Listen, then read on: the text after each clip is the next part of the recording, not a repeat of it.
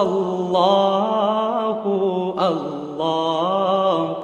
اللہ اللہ اللہ اللہ اللہ اللہ۔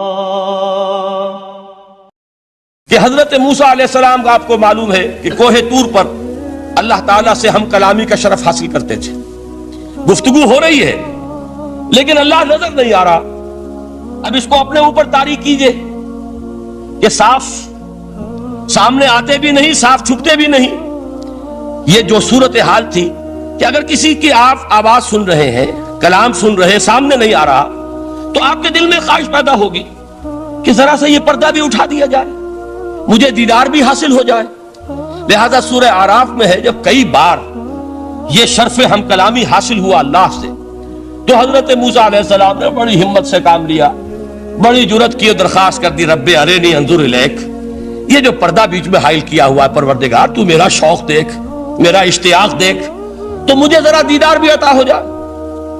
اس پر کیا بات کہی گئی؟ لن ترانی، موسیٰ تم مجھے ہرگز نہیں دیکھ سکتے، تم اس جسد ظاہری کے ساتھ، اس جسد مادی کے ساتھ، ان عنصری آنکھوں سے میرا دیدار نہیں کر سکتے۔ ولیکن انظر الی الجبل، دیکھو ہم تمہیں ایک مثال دیے دیتے ہیں، ذرا اس پہاڑ کی طرف دیکھو، ہم اپنی ایک تجلی اس پر ڈالیں گے۔ فَإِنِ اسْتَقَرَّ مَكَانَهُ فَسَوْفَ تَرَانِي، اگر وہ پہاڑ ہماری تجلی کو جھیل جائے، تحمل کر لے، تو تم بھی سوچنا کہ شاید ہمیں دیکھ سکو۔ اس کے بعد ہوا کیا؟ فَلَمَّا تَجَلَّى رَبُّهُ لِلْجَبَلِ جَعَلَهُ دَكًّا وَخَرَّ مُوسَىٰ صَعِقًا، جب اللہ تعالیٰ نے پہاڑ پر اپنی ایک تجلی ڈالی تو وہ پہاڑ جو ہے پھٹ گیا، اور موسیٰ، اب دیکھیے براہ راست تجلی موسیٰ پر نہیں ہے، یہ انڈائریکٹ مشاہدہ ہے تجلی ربانی کا، کہ جو پہاڑ پر ہوئی ہے اور پہاڑ کی جو کیفیت ہوئی ہے اس کے مشاہدے سے حضرت موسیٰ بے ہوش ہو کر گر گئے۔ وَصَعِقَ مُوسَىٰ خَرَّ مُوسَىٰ صَعِقًا، یہ ہے وہ مثال جو یہاں دی ہے قرآن کے لیے۔ لَوْ أَنزَلْنَا هَذَا الْقُرْآنَ عَلَىٰ جَبَلٍ لَرَأَيْتَهُ خَاشِعًا مُتَصَدِّعًا مِنْ خَشْيَةِ اللَّهِ۔ نتیجہ کیا نکلا؟ انفر کیجئے، استدلال، استنتاج۔ نتیجہ یہ نکلا کہ جو تاثیر تجلی ذات ربانی کی ہے وہی تاثیر کلام ربانی کی ہے، صرف یہ ہے کہ ہمیں اس کا شعور نہیں، ہمیں اس کا ادراک نہیں۔ یہ بالکل ذات کی تجلی کی جو تاثیر تھی وہی قرآن خود بیان کر رہا ہے کہ اس کلام ربانی کی بھی۔ اس کو بھی علامہ اقبال نے خوب کہا ہے، فاش گویم آنچ در دل مزمرست، صاف کہہ دیتا ہوں جو کچھ میرے دل میں ہے، این کتابیں نیست چیزیں دیگر است، اسے کتاب نہ سمجھ بیٹھنا قرآن کو، یہ کتاب نہیں ہے، کچھ اور ہے۔ کچھ اور کیا ہے؟ مثل حق پنہاؤ ہم پیداستو، زندہ پائندہ گویاستو، یہ تو جیسے اللہ تعالیٰ کی ذات ہے، مثل حق، ذات حق سبحانہ و تعالیٰ کی طرح یہ زندہ ہے، پائندہ ہے۔ مثل حق، پائندہ گویاستو، یہ جو ہے زندہ ہے، یہ متکلم ہے، کلام نہیں ہے۔ کل صفات ربانیہ جو ہیں ظاہر اور باطن، مثل حق پنہا، ظاہر و پنہا، اور حی و قیوم جیسے اللہ کی ذات ہے، وہی صفات اس کلام کی ہیں۔ اور اس کے بعد وہ شعر آیا تھا جو میں پہلے سنا چکا ہوں، چوں بجاں در رفت جاں دیگر شود، جب یہ قرآن کسی انسان کے اندر سرایت کر جاتا ہے، اس کے دل پر نازل ہوتا ہے۔ دیکھیے یہ الفاظ آپ کو کہیں اور نہیں ملیں گے۔ میرے نزدیک جہاں علامہ اقبال اس دور میں قرآن کی عظمت کا سب سے بڑا ثبوت ہے، وہاں عظمت قرآنی کے سب سے زیادہ واقف اور اس کا سب سے زیادہ شعور رکھنے والے بھی علامہ اقبال ہیں۔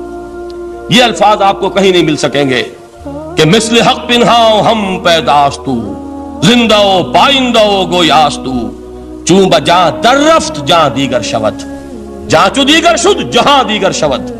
جب یہ انسانوں کے اندر سرایت کر جاتا ہے، ان کے اندر ایک انقلاب آ جاتا ہے، اور یہ اندر کا انقلاب ہے جو ایک عالمی انقلاب کا پیش خیمہ بنتا ہے۔ آپ آرڈیننس کے ذریعے سے نمازیں پڑھوائیں گے تو پھر نماز وہی پڑھی جائے گی جو آفس ٹائم میں آئے گی، باقی اور کیوں پڑھیں گے؟ وہ تو آرڈیننس کے ذریعے سے پڑھائی جا رہی ہے نا۔ اس کا حشر تو وہ ہوگا جو ہمارے ہاں دیکھا جا چکا ہے۔ اور اس وقت بھی، اس زمانے میں نے یہ سنا ایک جگہ کہ کلاس 4 امپلائیز جو ہیں وہ شروع میں جب آرڈیننس نافذ ہوا تھا ہمارے ہاں تو دفتروں میں بڑا اہتمام ہوا، آفیسرز نے خاص طور پر بڑے اہتمام سے ظہر کی نماز پڑھنی شروع کی. لیکن مجھے بتایا گیا کہ کلاس 4 امپلائیز جو ہیں ہمارے، یہ ڈرائیورز ہیں، پینز ہیں، یہ کھڑے ہنستے رہتے ہیں، شریک نہیں ہوتے. میں نے ان سے کہا وہ اس لیے کہ انہیں معلوم ہے کہ آپ بھی تو یہی پڑھ رہے ہیں صرف نماز، باقی آپ کے ڈرائیور سے اور آپ کے خانسامہ سے یہ بات چھپی ہوئی نہیں ہے کہ عصر آپ نے بھی نہیں پڑھنی، یہ صرف زور ہے جو آپ پڑھ رہے ہیں. تو یہ اصل میں اندر کا انقلاب جب تک نہ آئے، باہر کا ٹھوسا ہوا انقلاب وہ تو جب پریشر ہٹ جائے گا تبدیلی ختم ہو جائے گا.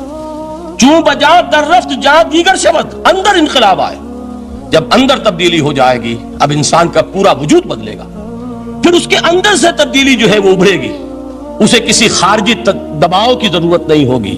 جہاں چو دیگر شد جہاں دیگر شبد. اور جب انسانی شخصیتوں کے اندر یہ انقلاب اندر سے آتا ہے تو پھر وہ عالمی انقلاب بنتا ہے. جیسے کہ محمد رسول اللہ کا انقلاب، واقعہ یہ ہے کہ اگر جوش کانسپیریسی، عبداللہ ابن سبا کی سازش اگر کامیاب نہ ہو گئی ہوتی اور مسلمانوں کے اندر آپس کا اختلاف اور سرپھٹول نہ ہو جاتا، جو حضرت عثمان کی شہادت، پھر حضرت علی کی شہادت رضی اللہ تعالی عنہما، اور حضرت علی کی دوران خلافت یہ آپس کے جو جنگیں ہوئی، جنگ جمل، جنگ صفین، جنگ نہروان، اگر یہ نہ ہوئی ہوتی تو جس سپیڈ کے ساتھ اور رفتار کے ساتھ انقلاب محمدی کی توسیع ہو رہی تھی علی صاحب الصلاۃ والسلام، کوئی طاقت دنیا میں نہیں تھی. اقبال نے اس کا بھی نقشہ کھینچا ہے کہ تھمتا نہ تھا کسی سے سیل رواں ہمارا. وہ سیل رواں تھا، کوئی روکنے والا نہیں تھا. انٹرنل سیبوٹاج وہ ہے کہ جس نے اس انقلاب کا راستہ روکا ہے. تو واقعہ یہ ہے کہ وہ اندرونی انقلاب حضور نے برپا کیا قرآن کے ذریعے صحابہ میں. اندر سے جو انقلاب تھا اس نے عرب میں ایک انقلاب کی شکل اختیار کی، اور یہ انقلاب جو ہے اتنی اپنے اندر قوت رکھتا تھا، اتنی پوٹینشیلٹی تھی اس کی کہ وہ 20 برس کے اندر کہاں آکسس دریائے جیہوں، کہاں اٹلانٹک. تصور تو کیے، تاریخ میں اس سے پہلے اتنی بڑی کوئی مملکت قائم ہوئی نہیں. کہاں یمن اور کہاں ایشیا کوچک، ایشیا مائنر ٹرکی، یہاں سے وہاں اور وہاں سے یہاں، اتنی عظیم مملکت حضرت عثمان رضی اللہ تعالیٰ عنہ کے خلافت میں ہو چکی تھی. یہ بات اگر یہ چلتا معاملہ آگے تو کوئی قوت اب نہیں رہی تھی. سلطنت روما ختم ہو چکی تھی، سلطنت کسرا ختم ہو چکی تھی، پرختے اڑ گئے تھے. اب کون سی طاقت رہ گئی تھی جو سیلاب کا راستہ روکتی؟ یہ وہ یہودی سازش ہے جس نے اندر سے سیبوٹاج کیا. بہرحال یہ ہے انقلاب محمدی کا طریقہ، اندر سے تبدیلی. اسی کو علامہ اقبال نے کہا ہے، تیرے ضمیر پہ جب تک نہ ہو نزول کتاب، گرہ کشا ہے نہ راضی نہ صاحب کشاف. یہ قرآن اب بھی تم ایسے محسوس کرو کہ جیسے تمہارے دل پر نازل ہو رہا ہے. اور مجھے یاد آیا امام ابن قیم رحمت اللہ علیہ، ان کا ایک بڑا پیارا جملہ ہے. وہ کہتے ہیں قرآن کے بعض پڑھنے والے ایسے ہیں کہ جب وہ قرآن کو پڑھتے ہیں تو یوں محسوس کرتے ہیں کہ قرآن مصحف میں لکھا ہوا نہیں ہے، ان کے اپنے دل کے اوپر کندہ ہے، دل کے اوپر سے پڑھ رہے ہیں. یعنی اتنی کامل مطابقت وہ محسوس کرتے ہیں، اپنی فطرت، ہیومن نیچر اور قرآن کے اندر اتنی مطابقت ہے.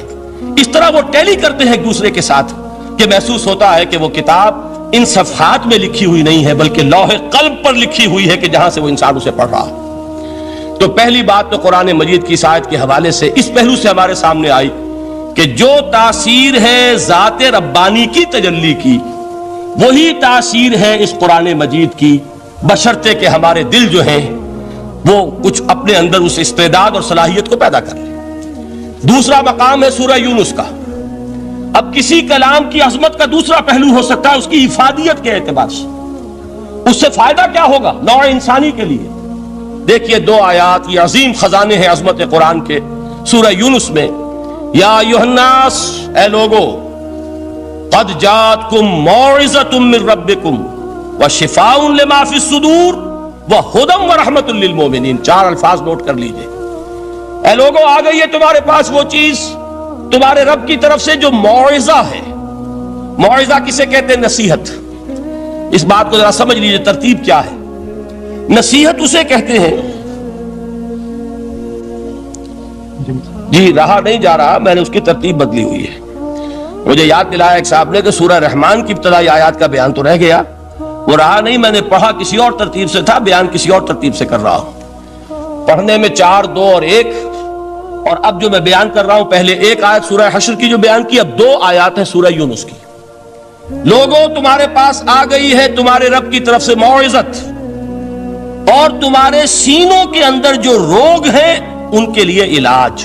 توجہ کیجئے گا، ہم نے قرآن کو کیا سمجھا ہے؟ صرف ایک مقدس کتاب، ایک حصول ثواب یا ایصال ثواب کا آلہ۔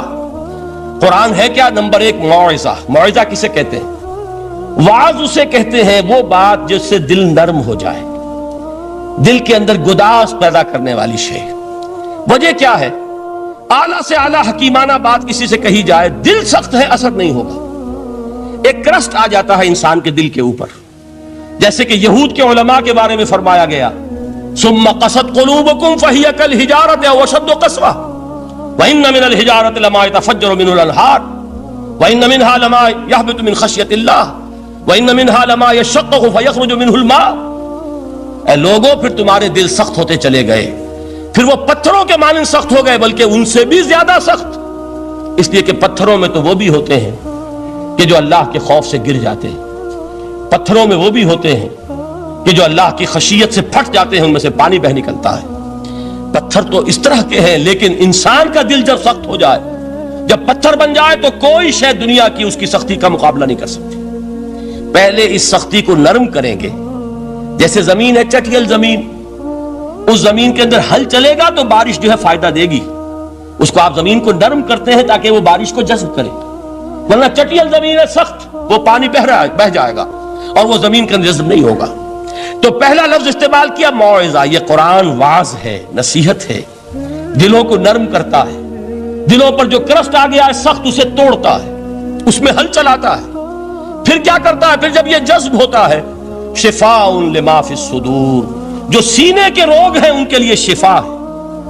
اب آپ غور کیجئے گا، علامہ اقبال نے انہی 2 اعتبارات سے مسلمانوں کا مرثیہ کہا ہے کہ مسلمانوں نے اس قرآن کو نہ موعظہ کے لیے استعمال کیا اور نہ تزکیہ نفس کے لیے استعمال کیا، بلکہ اس کو تو صرف بنا لیا ہے وہ جان آسانی سے نکالنے کا نسخہ یا ایصال ثواب کا آلہ۔ چنانچہ کہتے ہیں واعظ کے لیے واعظ دستاں زن و افسانہ بند۔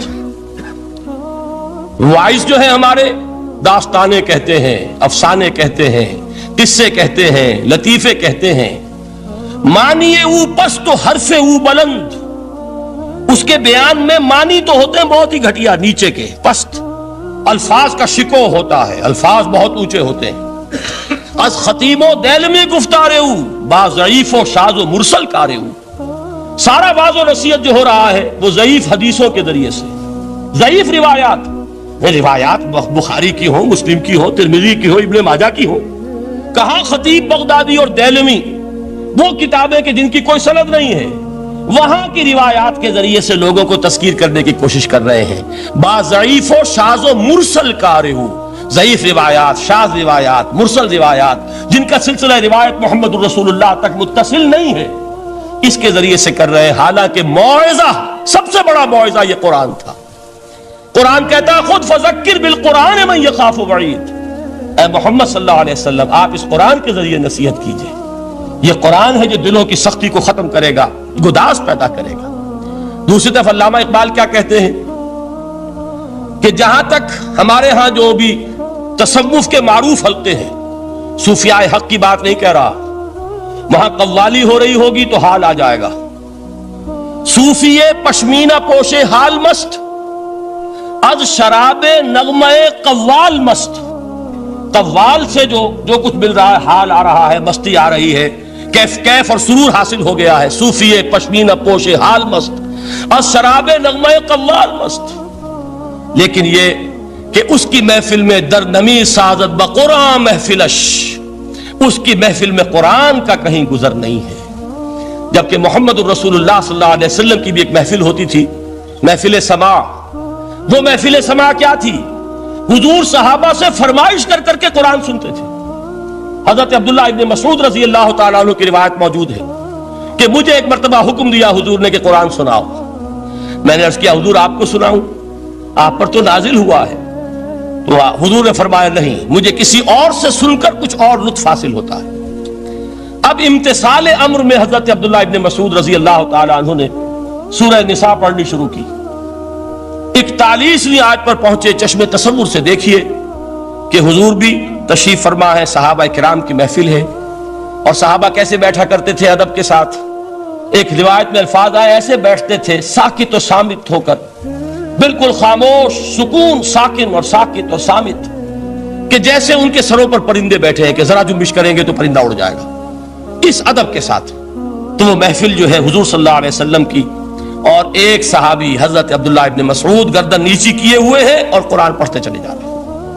جب اس آیت پر پہنچے فَكَيْفَ إِذَا جِئْنَا مِن كُلِّ أُمَّةٍ بِشَهِيدٍ وَجِئْنَا بِكَ عَلَى هَؤُلَاءِ شَهِيدًا, کیا ہوگا اس دن جس دن کہ ہم ہر امت پر ایک گواہ کھڑا کریں گے, اور اے نبی آپ کو گواہ بنا کر لائیں گے ان کے خلاف. آپ کو یہ ٹیسٹیفائی کرنا ہوگا کہ اللہ تیرا جو کلام میرے پاس آیا تھا میں نے پہنچا دیا تھا, اب ان کی ذمہ داری ہے. They are accountable, they are responsible. اس پر حضور نے فوراً فرمایا حسبک حسبک, بس کرو بس کرو. اور حضرت عبداللہ ابن مسعود فرماتے ہیں کہ میں نے جب نگاہ اٹھا کر دیکھا حضور کے آنکھوں سے آنسو روا تھے. یہ ہے سماع, یہ محفل سماع ہے. کاش کہ اللہ تعالی ہمیں اس کی توفیق عطا فرمائے. یہ ہے مسنون محفل سماع. اس قرآن کے اندر وہ گداز ہے. آیا کہ نہیں ساتویں پارے کے بالکل آغاز میں وَإِذَا سَمِعُوا مَا أُنزِلَ إِلَى الرَّسُولِ تَرَىٰ أَعْيُنَهُمْ تَفِيضُ مِنَ الدَّمْعِ مِمَّا عَرَفُوا مِنَ الْحَقِّ يَقُولُونَ رَبَّنَا آمَنَّا فَاكْتُبْنَا مَعَ الشَّاهِدِينَ. تو یہ ہے دوسری چیز کہ در حقیقت تزکیہ نفس کا ذریعہ یہ قرآن ہے. سینوں میں جو روگ ہیں, حب دنیا, حب مال, حب شہرت, حب اقتدار, جس کو کہ ایڈلر کہتا ہے دی ارج ٹو ڈومینیٹ, میرا غلبہ ہو, میرا تسلط ہو, میں نمایاں ہو جاؤں, میری حکومت بن جائے, اختیار میرے ہاتھ میں آ جائے, دی ارج ٹو ڈومینیٹ. یہ ساری ارجز ہیں ہماری در حقیقت جس سے فساد رونما ہے. یہ حب مال ہے جس کی وجہ سے ہمارے اندر تنافس ہے. الہاکم التکاثر حتی زرتم المقابر, یہ کثرت اور بہتات کی طلب تمہیں غافل کیے رکھتی ہے یہاں تک کہ قبروں تک جا پہنچتے ہو. آنکھ انسان کی کھل نہیں پاتی. جس کے پاس 10 نسلوں کے لیے کھانے کو موجود ہے اس کی بھی حرص جو ہے اور مزید کا لالچ جو ہے وہ ختم نہیں ہوتا. یہ چیزیں ہیں اصل روگ. ان دلوں کے روگوں کا اور سینوں کے اندر کے ان امراض کا علاج قرآن ہے. یا ایھا الناس قد جاءتکم موعظۃ من ربکم وشفاء لما فی الصدور. اب جب یہ دو چیزیں ہو جائیں گی, اب تیسرا لفظ ہے ہدن. ہدایت بیکار ہے جب تک دل میں گداز نہ ہو. ہدایت بیکار ہے جب تک کہ نیت درست نہ ہو. کوئی شخص بڑا عالم ہے لیکن اپنے علم کو اس نے ذریعہ بنایا ہے دنیا کمانے کا, تو در حقیقت یہ قرآن اس کے حق میں ہدایت نہیں ہے, اس کے حق میں عذاب خدا بندی کا ذریعہ بن رہا.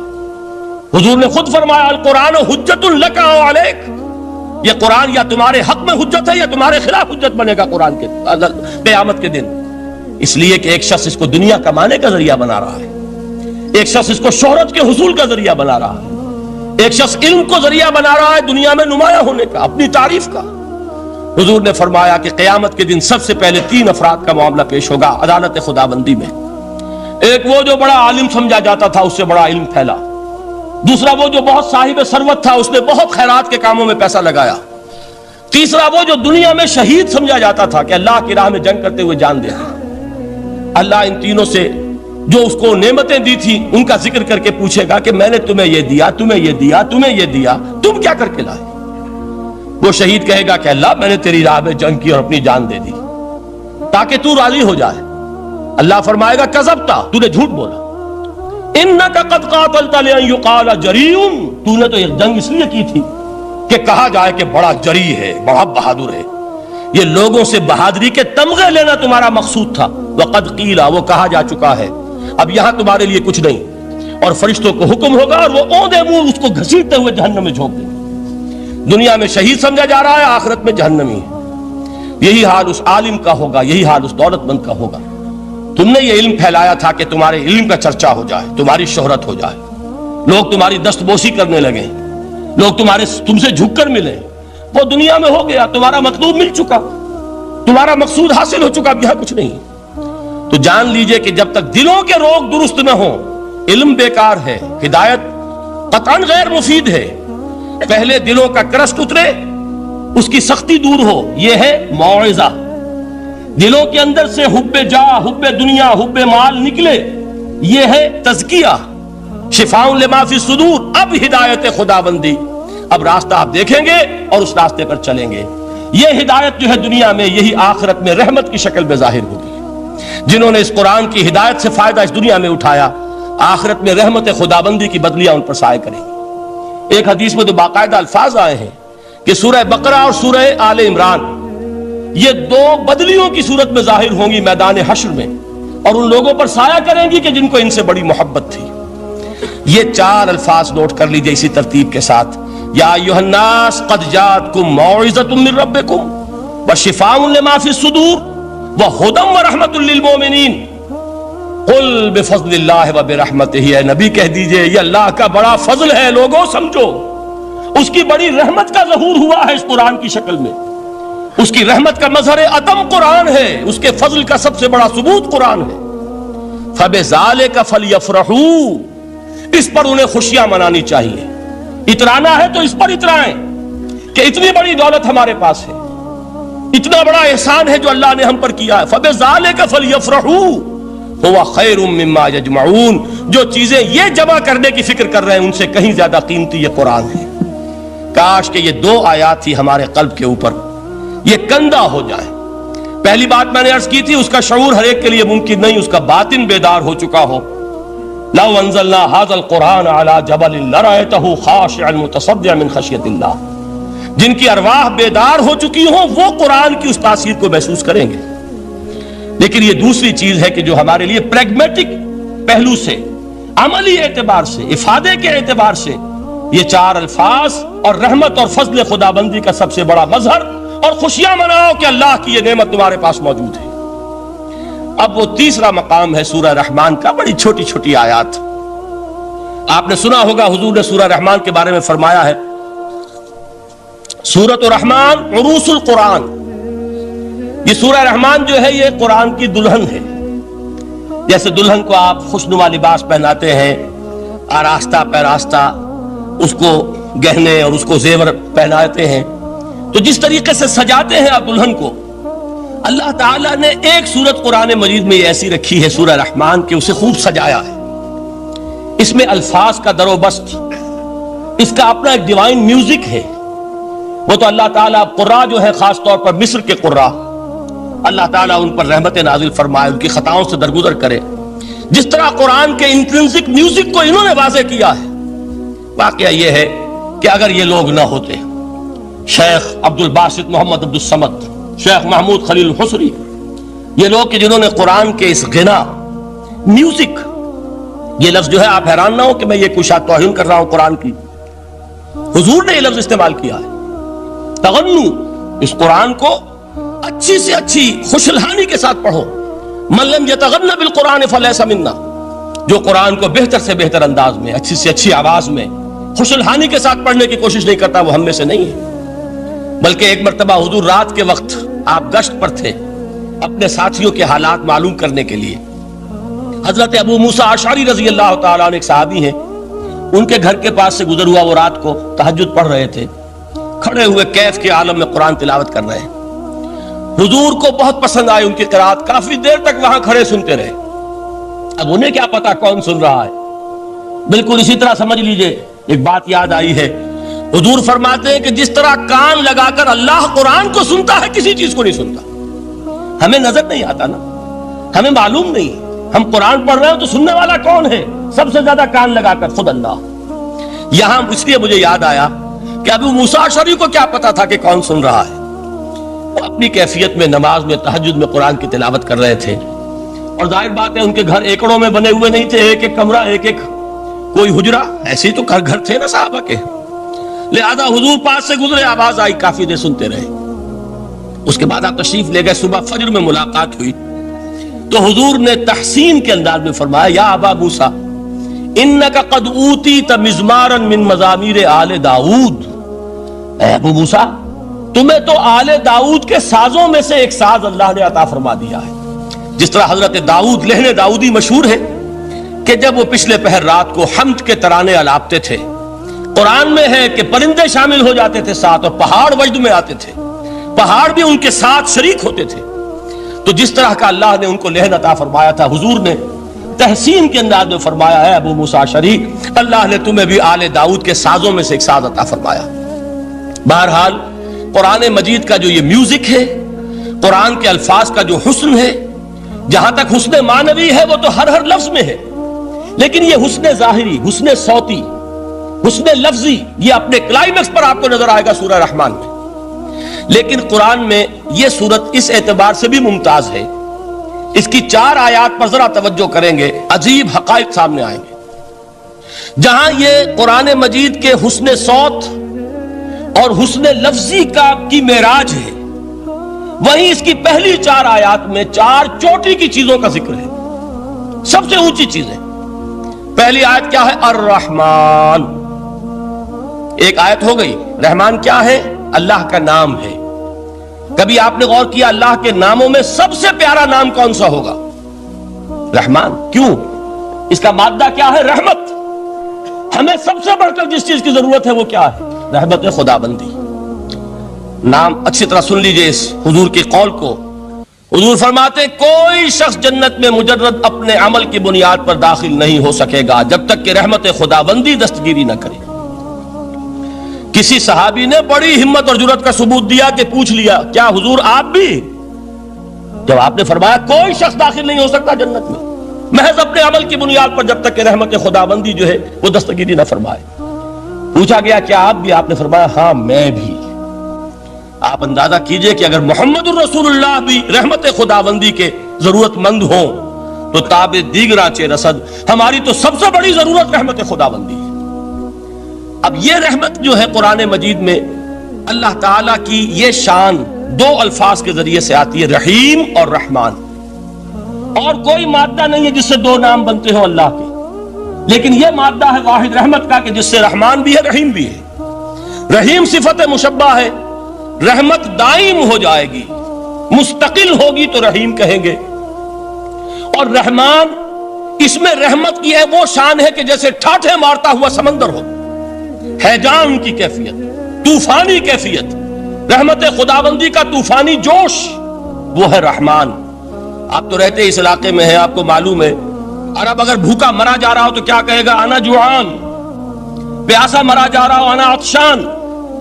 بہت غضبناک ہوگا غضبان، غضبان آصفہ قرآن میں آیا ہے، بہت غضبناک۔ رحمان جس کی رحمت جو ہے جوش میں ہے، ٹھاٹھے مارتے ہوئے سمندر کے مانند۔ تو یہ اللہ تعالیٰ کے ناموں میں سب سے پیارا نام۔ اب آگے چلیے، الرحمن علم القرآن، رحمان نے قرآن سکھایا۔ رحمت خداوندی کا سب سے بڑا مظہر، رحمان کی رحمانیت کا سب سے بڑا مظہر قرآن ہے۔ ان میں جو منطقی ربط ہے اس کو سمجھتے جائیے۔ اچھا آپ یہ سوچئے، جو علم بھی انسان کو حاصل ہوا وہ کس نے دیا؟ اللہ نے۔ سائنس کا علم کس نے دیا؟ اللہ نے۔ علم آدم الاسماء کلھا، وہ علم الاسماء جو حضرت آدم کو دے دیا گیا تھا ازل میں، یہ اسی کا ظہور ہے، یہ اسی کی ایکسفولیشن ہے جو ہو رہی ہے اور ہوتی رہے گی ابھی۔ اور دوسرے علم ہے وہ کس نے دی؟ اللہ نے دی۔ لا یحیطون بشیء من علمہ الا بما شاء، مخلوق میں سے کوئی اللہ کے علم میں سے کسی شے کا احاطہ نہیں کر سکتا مگر وہ جتنا اللہ دینا چاہے۔ لیکن یہ کہ تمام علوم میں چوٹی کا علم قرآن۔ نوٹ کرتے جائیے، اب چوٹی کی چیزیں جمع کیجئے۔ اللہ کے ناموں میں چوٹی کا نام رحمان، اللہ نے جو کچھ انسان کو سکھایا اس میں چوٹی کا علم قرآن۔ خلق الانسان، انسان کو پیدا فرمایا۔ سوال یہ کہ حیوانات کو کس نے پیدا فرمایا؟ آسمان کس نے پیدا کیے؟ زمین کس نے پیدا کی؟ فرشتے کس نے پیدا کیے؟ کیا مطلب خلق الانسان؟ اس کی تمام مخلوقات میں اس کا کلائمیکس، اس کی تخلیق کی معراج، اس کے تخلیق کا نقطہ عروج انسان ہے۔ یہ ہے کہ جو مسجود ملائک بنا ہے۔ وَلَقَدْ كَرَّمْنَا بَنِي آدَمَ وَحَمَلْنَاهُمْ فِي الْبَرِّ وَالْبَحْرِ وَرَزَقْنَاهُمْ مِنَ الطَّيِّبَاتِ وَفَضَّلْنَاهُمْ عَلَى كَثِيرٍ مِّمَّنْ خَلَقْنَا تَفْضِيلًا۔ تو تخلیق میں سب سے اونچی تخلیق انسان کی، علموں میں سب سے اونچا علم قرآن کا، اللہ کے ناموں میں سب سے اونچا نام رحمان. اب آئیے چوتھی چیز، علمہ البیان، انسان کو بیان کی صلاحیت عطا فرمائی. کیا اور کوئی صلاحیت عطا نہیں کی؟ بینائی کس نے دی؟ اللہ نے. اسی طریقے سے سماعت کس نے عطا فرمائی؟ اللہ نے. کتنی فیکلٹیز ہیں، کتنے ایکسٹرنل آرگنز ہیں سینس کے، کتنے انٹرنل سینسز ہیں جو اللہ نے دیے ہیں. لیکن یہاں بھی سمجھ لیجئے جتنی فیکلٹیز ہیں ہیومن فیکلٹیز، ان میں ٹاپ کی فیکلٹی جو ہے وہ اسپیچ ہے، کلام ہے، بیان ہے. جن لوگوں نے میڈیکل سائنس کا مطالعہ کیا ہے وہ جانتے ہیں کہ یہ برین ہے، ہیومن برین، اس برین میں جو وہ اوپر ایک زرد سا مادہ ہوتا ہے، گرے میٹر، اس کی ایک کوٹنگ ہوتی ہے. یہ ہائیسٹ ایوالوڈ فارم ہے، اور اس میں سب سے بڑا رقبہ جو ہے وہ اسپیچ سینٹر کہلاتا ہے. اسی لیے انسان کو حیوان ناطق کہتے ہیں. حیوان کے اور انسان کے مابین امتیاز قائم کیا گیا، نطق، گویائی، بولنا. اب یہ کیا چیز ہوئی؟ انسان کی صلاحیتوں میں سے سب سے اونچی صلاحیت. 4 آیتیں ہو گئی نا. اللہ کے ناموں میں سب سے چوٹی کا نام رحمان. اس نے جو علوم پیدا کیے ان میں چوٹی کا علم قرآن. اس نے جو مخلوقات پیدا فرمائی ان میں چوٹی کی مخلوق انسان. انسان کو جو صلاحیت اور استعدادات عطا فرمائی ان میں چوٹی کی استعداد بیان. جمع کیجئے نتیجہ کیا نکلے گا؟ وہ نتیجہ ایک حدیث نبوی کی شکل میں سامنے آتا ہے. پہلی حدیث میں نے یہی پڑھی تھی، اس کے راوی کون ہے؟ عثمان ابن عفان. میں حیران ہوتا ہوں وہ قافیہ یہاں بھی موجود ہے، رحمان، قرآن، بیان، انسان، عثمان، عفان. باپ کا نام بھی اسی وزن پر ہے، عثمان ابن عفان. عن عثمان ابن عفان رضی اللہ تعالی عنہ قال قال رسول اللہ صلی اللہ علیہ وسلم. حضرت عثمان شہید مظلوم ذو النورین رضی اللہ تعالی عنہ فرماتے ہیں کہ اللہ کے رسول صلی اللہ علیہ وسلم نے فرمایا، خیرکم من تعلم القرآن وعلمہ. تم میں سے بہترین لوگ وہ ہیں جو قرآن سیکھیں اور سکھائیں. قوت بیان جو تمہاری ٹاپ فیکلٹی ہے، اس کا استعمال کسی گھٹیا کام کے لیے نہیں ہونا چاہیے. دیکھیے اردو میں محاورہ ہے کہ توپ سے مکھی نہیں ماری جاتی. توپ بنائی گئی ہے کسی بڑی شے کے لیے، مکھی مارنے کے لیے توپ استعمال نہیں ہوتی. یہ قوت بیان جو ہے، جو ٹاپ موسٹ فیکلٹی ہے ہیومن، جو فیکلٹیز ہیں ان میں سے، اس کا استعمال بھی ٹاپ موسٹ ہونا چاہیے. قرآن کو بیان کرو. وہ جیسے کہ علامہ اقبال نے کہا ہے، بلکہ غالباً ان کے قبر پر آس پاس جو اشعار لکھے ہوئے ان میں سے ایک یہ بھی ہے، اگر یک قطرہ خونداری، اگر مشتے پرے داری، بیابامن تو آموزم طریق شاہ بازی را. اگر تمہارے اندر ایک قطرہ بھی خون کا ہے اور مٹھی بھر بھی پر اگر اللہ نے دیے ہیں تو ہے میرے پاس آؤ کہ میں تمہیں شاہبازی کے طریقے سکھاؤں. اسی طرح جان لیجئے اگر اللہ نے قوت گویائی عطا فرمائی، اگر اللہ نے تمہیں حیوان ناطق بنایا، اگر اللہ تعالیٰ نے تمہیں یہ صلاحیت عطا فرمائی، اس صلاحیت کا مصرف دنیا کو نہ بناؤ، اس صلاحیت کا مصرف اللہ کے کلام کو پھیلانے پر اس کو صرف کرو. خیرکم من تعلم القرآن وعلمہ. خیر جب لفظ آتا ہے بغیر من کے، ورنہ تو آتا خیر من ہو تو یہ ہوگی کمپیریٹیو جو ایک ایڈجیکٹیو جو ہوتی ہے، لیکن یہ سپرلیٹیو ڈگری ہے جب بغیر من کے ہوگا. خیرکم، دی بیسٹ امنگسٹ یو، جو تم میں بہترین لوگ ہیں وہ کون ہیں؟ من تعلم القرآن وعلمہ، جو قرآن سیکھیں اور سکھائیں، قرآن پڑھیں اور اسے بیان کریں. آج جان لیجئے سب سے بڑی ضرورت اس بات کی ہے کہ آج کا قرآن پڑھیں. آپ حیران ہوں گے کہ یہ کیا کہا اس نے. دیکھیے قرآن اترا ہے 1400 برس پہلے، لیکن تا قیام قیامت نوع انسانی کو جتنے مسائل درپیش ہوں گے ان سب کا حل اس میں ہے. البتہ کھودنا پڑے گا، گہرائی میں اترنا ہوگا. ایک قرآن کی سطح ہے، اس سطح نہیں، اس کی گہرائیوں کے اندر غوطہ زنی کرو. قرآن میں ہو غوطہ زن اے مرد مسلمان. اور آج کا قرآن یعنی آج کی ہدایت جو اللہ نے اس میں رکھی ہوئی ہے، ڈگ اٹ آؤٹ، اس کو نکالو اس کے اندر سے. ابھی میں حدیث تو آپ کو سناؤں گا، اس میں یہ تصور آئے گا سامنے اور واضح ہو کر. آج کے انسان کی رہنمائی اس قرآن سے اخذ کر کے انسان تک پہنچاؤ. یہ ہے فریضہ محمد الرسول اللہ کی امت کا صلی اللہ علیہ وسلم. آپ نے وہ حدیث سنی تھی کہ بلغوا انی ولو آیۃ. حضور نے خطبہ حجۃ الوداع میں پہلے تو گواہی لی مسلمانوں سے، 1.25 لاکھ کا مجمع جمع تھا. حجۃ الوداع آخری حج، آپ نے اپنے خطبے میں جس کے چند جملے میں سنا چکا ہوں آپ کو ایچ جی ویلز کے حوالے سے، اپنی تعلیمات کے اہم نکات کو بار بار دہرا کر بیان کیا، ہیمر کیا، اچھی طرح ذہنوں میں اتارا۔ اس کے بعد ایک سوال کیا، الا هل بلغت، لوگوں میں نے پہنچا دیا کہ نہیں؟ اور پورے مجمع نے کہا انا نشهد انک قد بلغت، بلکہ ایک روایت میں الفاظ بڑے پیارے آئے ہیں، انا نشهد انک قد بلغت الرسالۃ وادیت الامانۃ ونصحت الامۃ وکشفت الغمۃ۔ ہاں حضور ہم گواہ ہیں، آپ نے امانت ادا کرنے کا حق ادا کر دیا، رسالت کے فرائض کا حق ادا کر دیا، امت کی خیر خواہی کا حق ادا کر دیا، اور آپ نے گمراہی کے پردوں کو چاک کر دیا، اندھیروں کو چاک کر دیا۔ 3 مرتبہ حضور نے سوال کیا، 3 مرتبہ جواب لیا۔ پھر آپ نے نگاہ آسمان کی طرف اٹھائی، انگشت شہادت سے 3 مرتبہ اشارہ کیا، اللہم اشہد، اللہم اشہد، اللہم اشہد، اے اللہ تو بھی گواہ ہے، یہ مان رہے ہیں کہ میں نے یہ قرآن ان تک پہنچا دیا۔ یعنی جسے آپ انگریزی میں کہتے ہیں سائی آف ریلیف، کہ ایک بڑا بھاری بوجھ آ پڑا تھا، بڑی ذمہ داری تھی، انا سنلقی علیک قولا ثقیلا، اے محمد ہم آپ پر ایک بڑی بھاری بات ڈالنے والے ہیں۔ اے اللہ گواہ ہے کہ وہ بوجھ میرے کاندھے سے اتر گیا، یہ تسلیم کر رہے ہیں کہ میں نے حق امانت ادا کر دیا، تیری امانت تھی میرے پاس یہ کلام، اللہ کا یہ پیغام انسانوں کے لیے نازل ہوا محمد پر صلی اللہ علیہ وسلم، تو امانت کا بوجھ کس کے بارے گراں، کس کے کاندھے پر ہے؟ حضور کے۔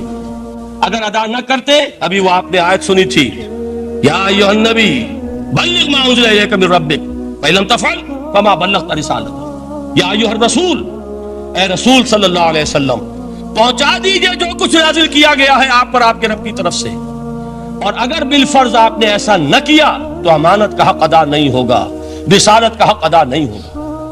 حضور نے پہنچا کر گواہی لے کر جیسے کہ ایک اطمینان کا سانس لیا، اللہم اشہد، اللہ تو بھی گواہ رہے۔ اس کے بعد آپ نے فرمایا تھا وہ چھوٹا سا جملہ جو آپ میں سے ہر شخص بآسانی یاد کر کے اٹھ سکتا ہے، فَلْيُبَلِّغِ الشَّاهِدُ الْغَائِبَ، اب پہنچائیں وہ جو یہاں ہیں ان کو جو یہاں نہیں ہیں، اس لیے کہ میری رسالت پوری نوع انسانی کے لیے، وقت فرصت ہے کہاں، کام ابھی باقی ہے، نور توحید کا اتمام ابھی باقی ہے، ابھی تو ہند تک یہ پیغام جانا ہے، چینیوں تک جانا ہے، ابھی یورپ میں اس پیغام کو پہنچنا ہے، دی اذانیں کبھی یورپ کے کلیساؤں میں، کبھی افریقہ کے تپتے ہوئے صحراؤں میں، یہ کون کرے گا؟ اے امت محمد یہ ذمہ داری اب تمہاری ہے صلی اللہ علیہ وسلم۔ اسی کو آپ نے مزید تاکیداً فرمایا، بلغوا انی ولو آیۃ، میرا کوئی امتی بھی اس سے بالکل فارغ نہ رہ جائے، بالکل محروم نہ رہے، ایک آیت بھی پہنچا سکتا ہو تو پہنچائے۔ یہ ہے وہ ذمہ داری کہ جو اس حدیث کی روح سے خیرکم من تعلم القرآن وعلمہ، ایک ہوتا ہے ذمہ داری کو ایک بوجھ کی حیثیت سے، ایک فرض کی حیثیت سے بیان کرنا، یہاں ہے تشویق اور ترغیب کا انداز۔ کون نہیں چاہتا کہ میں بہتر سے بہتر کیریئر اختیار کروں؟ کون نہیں چاہتا کہ میری زندگی اعلیٰ سے اعلیٰ ہو؟ کون نہیں چاہتا کہ میرا وقت جو ہے اس کی بڑی سے بڑی قیمت مجھے ملے؟ کاش کہ ہمیں معلوم ہوتا کہ قرآن کا سیکھنا اور سکھانا کتنا اعلیٰ کیریئر ہے، کاش کہ ہمیں معلوم ہوتا کہ قرآن کی تبلیغ اور دعوت، اس میں جو لمحہ گزر رہا ہے وہ کتنا قیمتی ہو گیا ہے، اس کا کتنا بڑا اجر و ثواب اللہ کے ہاں ملنا ہے۔ تو خیرکم من تعلم القرآن وعلمہ، تم میں سے بہترین لوگ وہ ہیں جو قرآن سیکھیں اور سکھائیں۔ دوسری حدیث حضرت عمر سے مروی ہے رضی اللہ تعالیٰ عنہ، یہ پہلی روایت متفق علیہ تھی، بخاری اور مسلم دونوں میں موجود ہے، دوسری روایت صحیح مسلم کی ہے۔ حضرت عمر فرماتے ہیں، قال قال رسول اللہ صلی اللہ علیہ وسلم، ان اللہ یرفع بہذا الکتاب اقواما ویضع بہ آخرین، اللہ اب اس کتاب کے ذریعے قوموں کو اٹھائے گا اور اسی کو ترک کرنے کے باعث رسوا کر دے۔ یہ ہے اب ابد الآباد تک کے لیے، خاص طور پر مسلمانوں کے لیے اللہ تعالیٰ کا یہ قانون، اس کتاب کو لے کر اٹھیں گے سربلند ہوں گے، اس کتاب کو پیٹھ دکھائیں گے ذلیل کر دیے جائیں۔ یہ گویا کہ اب امت مسلمہ کی قسمت جو ہے وہ تلے گی اس کتاب کی میزان میں، اسی میں طے ہوگا کہ ان کے لیے عروج ہو یا زوال ہو۔ اسی کو وہ جواب شکوہ میں علامہ اقبال نے سادہ ترین الفاظ میں کہا تھا، وہ زمانے میں معزز تھے مسلمان ہو کر، اور تم خار ہوئے تاریک قرآن ہو کر. فارسی میں اسی کو مفہوم کو جو ادا کیا ہے جس خوبصورتی سے، اس کا تو جواب نہیں ہے کہ اے مسلمان خار از مہجوری قرآن شدی، تم جو ذلیل و خار ہو گئے ہو دنیا میں. ایک سوال شاعر نے کبھی کیا تھا نا، بڑا پیارا سوال تھا، ہے آج کیوں ذلیل کہ کل تک نہ تھی پسند، گستاخی فرشتہ ہماری جناب. بڑا پیارا سوال ہے، جواب علامہ اقبال دے رہے ہیں، خار از مہجوری قرآن شدی، قرآن سے لا تعلق ہونے کی بنیاد پر تم ذلیل و رسوا ہوئے. شکوہ سنجے گردش دوراں شدی، گردش دوراں اور گردش فلک اور فلک ناہنجار اور فلک کج رفتار، اس کو خامخواہ گالیاں دے رہے ہو، اس کا خامخواہ شکوہ کر رہے ہو، شکایت کر رہے ہو. یہ تو اے باد صبائی ہما آوردہ تست، یہ تمہارے اپنے کرتوتوں کا اس کی سزا ہے جو تمہیں مل رہی ہے. تم نے قرآن کو پیٹھ دکھائی، تم ذلیل و رسوا کر دیا. خار از مہجوری قرآن شدی، شکوہ سنجے گردش دوراں شدی، اے چو شبنم بر زمی افتندئی، در بغل داری کتاب زندئی. اے وہ قوم جو شبنم کی طرح زمین پر پڑی ہے، اغیار اسے پاؤں تلے روند رہے ہیں، جیسے آپ صبح کو سیر کرنے نکلتے ہیں، سبزے پر پڑی ہوئی شبنم اسے آپ روندتے ہیں اپنے قدموں تلے. اے امت محمد، آج تو دنیا کی قوموں کے سامنے اسی طرح پابال ہے، سرنگوں ہے، لیکن ہوش میں آ کہ تیری بغل میں وہ کتاب زندہ موجود ہے. وہ کتاب زندہ جس نے کہ دنیا میں یہی جزیرہ نماء عرب، وحشی لوگوں کا مسکن، نہ یہاں علم، نہ یہاں تمدن، نہ یہاں تہذیب، نہ یہاں تنظیم، کوئی ڈسپلن نہیں، کوئی حکومت نہیں، کوئی تہذیب نہیں، کچھ نہیں، تاریکیاں ہی تاریکیاں. یہی کتاب تھی جس نے اسے منور کیا، یہی کتاب تھی جس نے دنیا کا امام بنایا، یہی کتاب تھی جس نے دنیا کا معلم بنایا، یہ کتاب تھی جس نے نئے نئے علوم ایجاد کرنے سکھائے. یہ کتاب تھی جس کی بدولت یہی عرب تھے جنہوں نے یونان کے فلسفے اور سائنس کو جو مر چکے تھے انہیں زندہ کیا، ان میں نئی چیزوں کا اضافہ کیا اور اسپین کی یونیورسٹیوں کے ذریعے سے یورپ تک دوبارہ پہنچا دیا. یہ وہ کتاب ہے، در بغل داری کتاب زندئی. اقبال نے کیسے کیسے شکوے کہے ہیں. اسی قرآن میں ہے اب ترک جہاں کی تعلیم، جس نے مومن کو بنایا مہو پرمی کا امیر. اس قرآن کو لے کر مسلمان نکلا ہے، ایک ہاتھ میں قرآن، ایک میں تلوار. برا نہ مانیے، قرآن تلوار کا نام بھی آپ اپولوجیٹک انداز میں نہ لیا کریں. انقلاب کی تکمیل تلوار سے ہوتی ہے، انقلاب کی تمہید کسی کتاب سے ہوتی ہے. اچھی طرح جان لیجیے، کبھی انقلاب صرف کتاب سے نہیں آیا.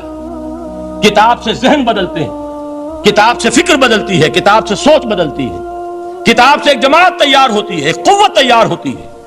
وہ 313 جو میدان بدر میں تھے وہ قرآن کا اعجاز کا ظہور تھے، لیکن ان کے ہاتھوں میں تلوار آئی ہے. ہم اسے ڈینائی نہیں کریں گے کہ در حقیقت انقلاب محمدی کی تکمیل میں یقیناً تلوار کا حصہ. لیکن یہ تلوار ہاتھ میں لینے والے آتے کہاں سے اگر قرآن کے ذریعے سے محمد الرسول اللہ نے وہ جماعت تیار نہ کی ہوتی؟ وہ کام کیا ہے، یتلو علیہم آیاتہ ویزکیہم ویعلمہم الکتاب والحکمہ. وہ سارا عمل قرآن کے گرد گھوم رہا جس سے وہ جماعت تیار ہوئی. اور پھر اقبال نے اس کو بھی 2 جملوں کے اندر ادا کر دیا، ایک شعر کے 2 مصرے.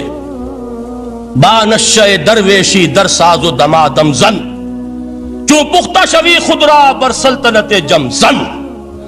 پہلے ہے وہ نشہ درویشی، وہ فقر، وہ صحابہ کرام کے وہ راتوں کو اللہ کے سامنے کھڑے رہنا، وہ تزکیہ نفس، وہ موعظہ قرآنی، وہ تزکیہ جو قرآن کے ذریعے سے ہو رہا تھا. 13 برس تک ہوا. اب جب ایک جماعت تیار ہو گئی، ایک قوت وجود میں آئی، تو اب اس قوت کو محمد رسول اللہ نے باطل کے نظام پر دے مارا، ٹکرایا. بانشہ درویشی در ساز و دمادم زن، چوں پختہ شوی خدرا بر سلطنت جم سن. تبھی وہ انقلاب آیا، جاء الحق وزہق الباطل ان الباطل کان زہوقا. تو اللہ تعالیٰ اس کتاب کو اب میزان بنا چکے ہیں. وبالحق انزلناہ وبالحق نزل، یہ قرآن حق کے ساتھ نازل ہوا ہے، فیصلہ کن کتاب ہے. انہ لقول فصل وما هو بالحزل، یہ قول فصل ہے، حزل نہیں ہے، کسی شاعر کی شاعری نہیں ہے کہ آپ نے تحسین کی تو کیا اور نہ کی تو کیا. یہ کتاب وہ ہے کہ اگر مانو گے تو مہو پرویں کا امیر بنو گے، اور اگر اس کو پیٹھ دکھائے رکھو گے جیسے دکھائی تم نے تو ذلیل کر دیے جاؤ گے، رسوا کر دیے جاؤ گے، جیسے کہ آج کم سے کم 300 برس سے پوری دنیا میں مسلمان ذلیل اور خوار ہیں۔ خار از محجوری قرآن شدی، شکوہ سنجے گردش دوران شدی، اے چو شبنم بر زمین افتندئی، در بغل داری کتاب زندئی، ان اللہ یرفع بہذا الکتاب اقواما ویضع بہ آخرین۔ رواہ مسلم۔ آخری حدیث جس پر کہ میں اپنی گفتگو ختم کر دوں گا، یہ حضرت علی سے ہے رضی اللہ تعالی عنہ۔ دیکھیے، ایک حدیث حضرت عثمان سے، ایک حضرت عمر سے، ایک حضرت علی سے۔ یہ سب کون ہیں؟ یہ سب ہمارے ہیں۔ یہ محمد الرسول اللہ صلی اللہ علیہ وسلم کی تربیت کا شاہکار۔ حضرت ابو بکر رضی اللہ تعالیٰ عنہ سے بھی ایک حدیث مروی ہے، لیکن اس کا متن مجھے یاد نہیں تھا۔ مفہوم اس کا یہ ہے کہ جس شخص کو اللہ نے قرآن جیسی دولت دی ہو اور پھر بھی کبھی اس کے دل میں یہ خیال آئے کہ اللہ نے اپنے کسی اور بندے کو کوئی زیادہ بڑی نعمت دی ہے، اس نے قرآن کی ناقدری کی۔ کسی ملینئر کو دیکھ کر اور بلینئر کو دیکھ کر، کسی کا بہت بڑا محل دیکھ کر اگر تمہارے دل میں یہ خیال آیا کہ یہ دولت بڑی ہے اس دولت سے جو تمہارے پاس ہے قرآن کی، تو تم قرآن کی قدر و قیمت سے واقف نہیں۔ تمہیں معلوم کیا کہ یہ کتنی بڑی دولت ہے؟ یہ در حقیقت شرح ہے انہی الفاظ قرآنی کی کہ فَبِذَلِكَ فَلْيَفْرَحُوا هُوَ خَيْرٌ مِّمَّا يَجْمَعُونَ۔ جو کچھ دنیا جمع کرتی ہے، جن کو قیمتی اشیاء سمجھ کر لوگ جمع کرتے ہیں، ان سے کہیں بڑھ کر قیمتی یہ قرآن ہے۔ تو حضرت ابو بکر سے یہ مروی، حضرت عمر سے ان اللہ یرفع بہذا الکتاب اقواما ویضع بہ آخرین، حضرت عثمان سے خیرکم من تعلم القرآن وعلمہ۔ اب آئیے حضرت علی، سیدنا علی رضی اللہ تعالی عنہ۔ وہ حدیث طویل ترین ہے جو مدح قرآن میں محمد الرسول اللہ سے مروی ہے صلی اللہ علیہ وسلم۔ پوری حدیث مجھے یاد بھی نہیں ہے اور اس کا وقت بھی نہیں ہے، لیکن بڑی پیاری حدیث ہے اس اعتبار سے۔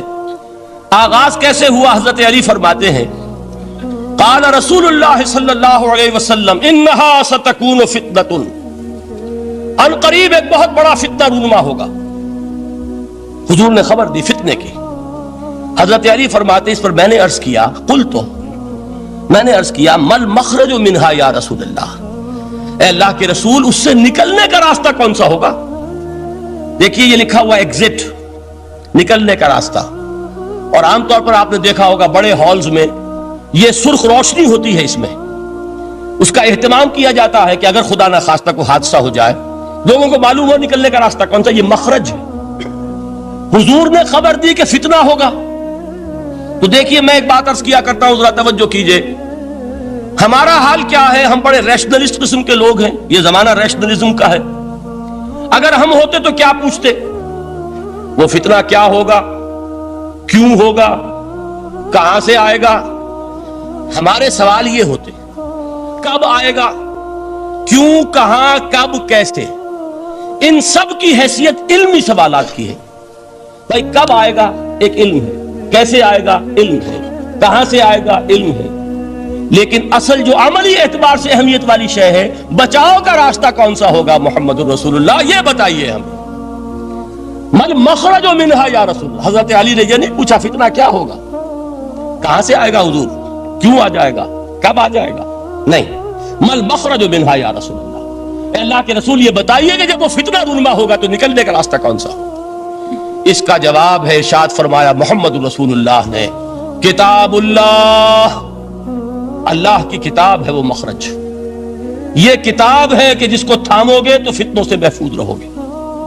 اس کے بعد آپ فرماتے ہیں فیہ نبأ ما قبلکم وخبر ما بعدکم وحکم ما بینکم، اس میں تم سے پہلوں کی بھی خبریں موجود ہیں، عاد اور سمود اور قوم نوح اور قوم ہود اور قوم لوط اور قوم صالح اور آل فرعون، یہ کون ہے؟ من قبلکم، تم سے پہلے، وفیہ خبر ما بعدکم، جو کچھ تمہارے بعد ہونے والا ہے اس کی خبریں بھی موجود ہیں، لیکن وہ کیسے ہوں گی؟ وہ بٹوین دی لائنز ہوں گی، وہ بین السطور ہوں گی۔